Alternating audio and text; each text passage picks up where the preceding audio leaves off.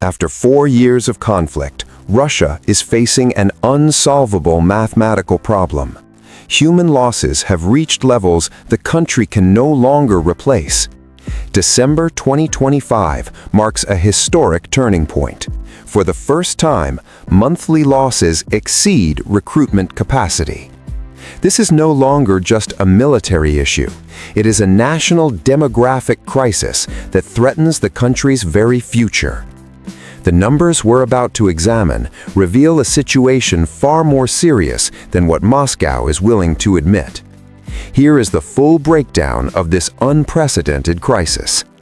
On January 8th, Al Jazeera published data that changes the picture entirely. Ukrainian President Volodymyr Zelensky and Commander-in-Chief Oleksandr Syrsky revealed a troubling trend for Moscow. The last 3 months of 2025 show steady escalation. October, 26,000 confirmed losses. November, 30,000. December, 35,000, an increase of 5,000 per month. Crucially, these numbers refer only to eliminated personnel, not the wounded. The difference matters. In December 2024, Russia recorded 48,670 total losses, including the wounded. 1 year later, fatal losses alone exceed 35,000. This shift shows a radical change on the battlefield. Soldiers are no longer coming back wounded, they're not coming back at all. And that changes everything about Russia's strategy. Syrsky added another critical detail. December 2025 is the first month where casualties matched the number of new recruits. What does that tipping point actually mean? Russian troop numbers in Ukraine have begun to shrink. If the trend continues, Moscow cannot replace its losses. Kirilo Budanov, head of Ukrainian military intelligence, provided recruitment data. An average of 33,583 new recruits per month in 2025. The 2026 goal? 34,083 per month. Neither figure covers the current 35,000 monthly losses.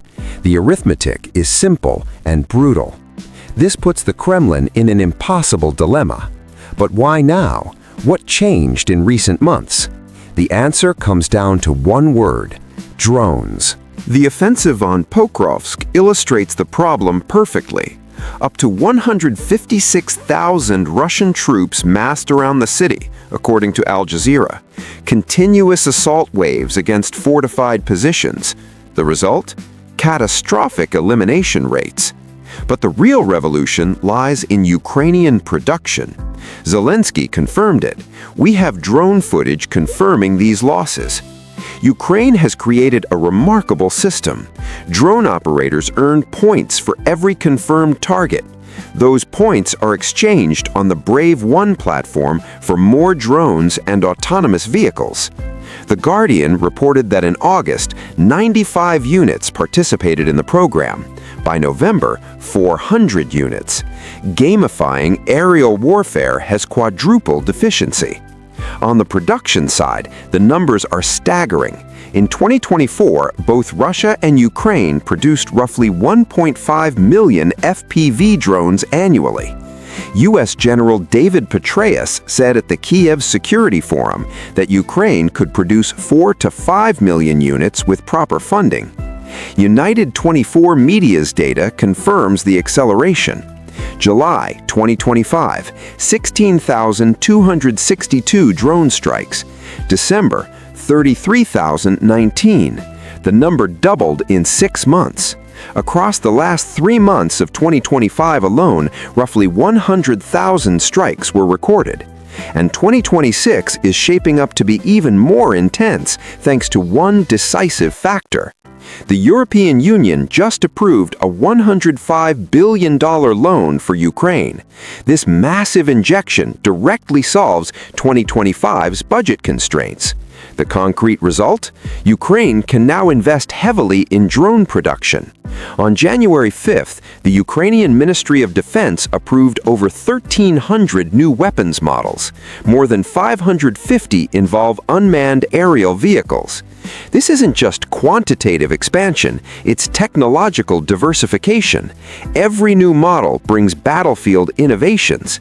The late 2025 figures are therefore likely only the beginning, not a peak, but a baseline, and Moscow knows it. How is Russia responding to this mounting pressure? The Institute for the Study of War observed a telling development in November. Reserve units in the Belgorod border region are receiving heavy equipment, ATVs, howitzers, and thermobaric weapons. ISW's analysis is clear. Territorial defense units don't normally require offensive gear. Russia is equipping reservists for combat missions. These troops were not expected to enter Ukraine anytime soon. Now they are being prepared for deployment. The reason? Record losses. But this choice creates vulnerability. Reservists leaving Belgorod reduce protection along the border. Ukraine is surely watching that opening. Remember the Kursk offensive of August 2024. Yet, Russia's problem goes far beyond replacing troops. On January 8th, Euromaidan Press published a devastating analysis for Moscow. Russia faces an impossible choice: either replace current losses to maintain the offensive or build the strategic reserves it wants. Doing both is impossible at the current casualty rate. Strategic reserves are already sacrificed. Early in 2025, Russia planned to create 17 new maneuver divisions and up to 9 brigades. Ukrainian military observer Konstantin Mashovets revealed the actual outcome: 4 units created in total. Not 4 per category, 4 out of 26 planned. And those 4 units are structurally weakened. The new formations include the 68th and 71st Motor Rifle Divisions under the Leningrad Military District, plus 2 converted Naval Infantry Divisions. But according to Mashovets, they likely fail to meet doctrinal standards. What's missing? Artillery, air defenses, logistics components, and heavy armor. Instead, Russia is fielding light vehicles. Direct battlefield consequence: poorly protected infantry assaults vulnerable to drones, exactly what explains today's casualty levels. Mashovets estimates that creating the originally planned 17 divisions would require 70,000 additional troops. The brigades would require even more. Impossible when a country is losing as many soldiers as it recruits or more. On October 22nd, the New Voice of Ukraine reported Russia's recruiting struggles. In Yakutia, only 40% of recruitment goals were met, the same in the Russian Far East. The causes? The scale of known losses and reduced compensation. The pay cuts are surprising considering early reports of extravagant salaries, but regional budgets are empty. 5 days later, Radio Free Europe noted that several Russian regions drastically cut signing bonuses, Tatarstan and Samara among them. In Samara, the bonus was 3.6 million rubles in January 2025. In October, 400,000 rubles, the federal minimum, a drop from roughly $44,700 to about $5,000 in 10 months. Money was a major motivator early in the conflict. Without it, recruitment collapses. The situation has become so desperate that Russia is using questionable tactics to recruit foreign fighters. On November 25th, CNN reported Kenyan President William Ruto's concerns about young Kenyans being illegally recruited. South Africa is investigating the cases of 17 citizens found in Ukraine, discovered only because they called home asking for extraction. Russia's methods? Coercion, deception, corruption. Russian visas, residency permits, promises of citizenship, or threats to revoke them. These tactics won't scale, and they won't produce the numbers needed to replace losses, let alone build reserves. But the catastrophe isn't limited to the battlefield.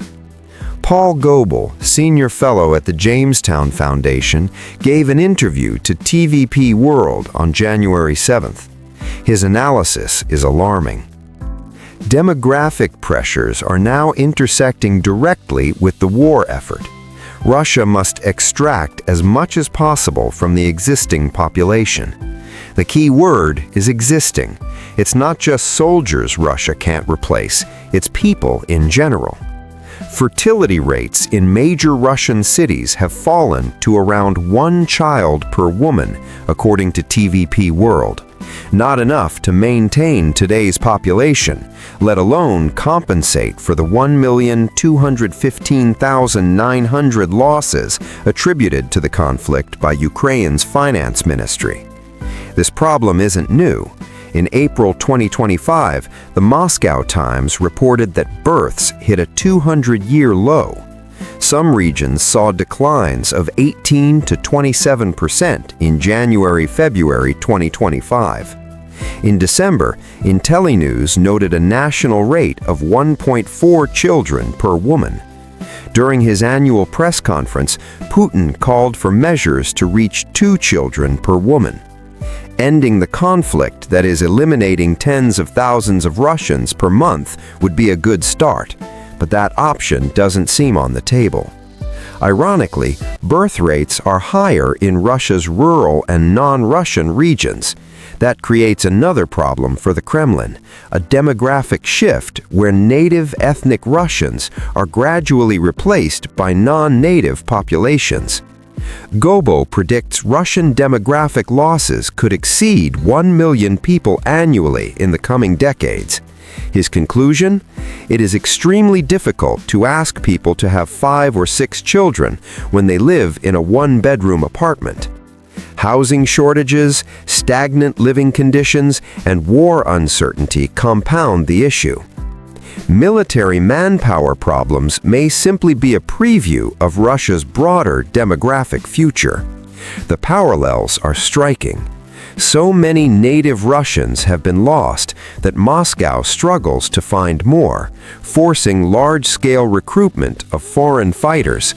Similarly, native Russian birth rates are so low that only non-native populations partially offset the decline.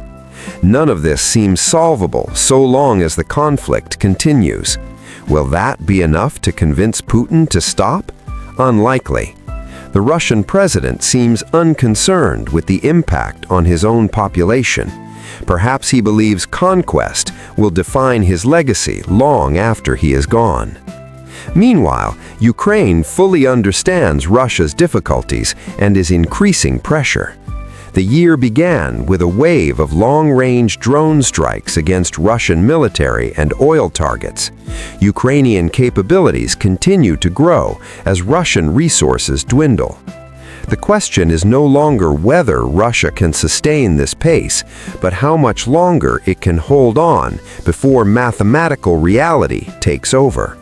Numbers don't lie, and for Moscow, they are telling a story that is increasingly hard to ignore.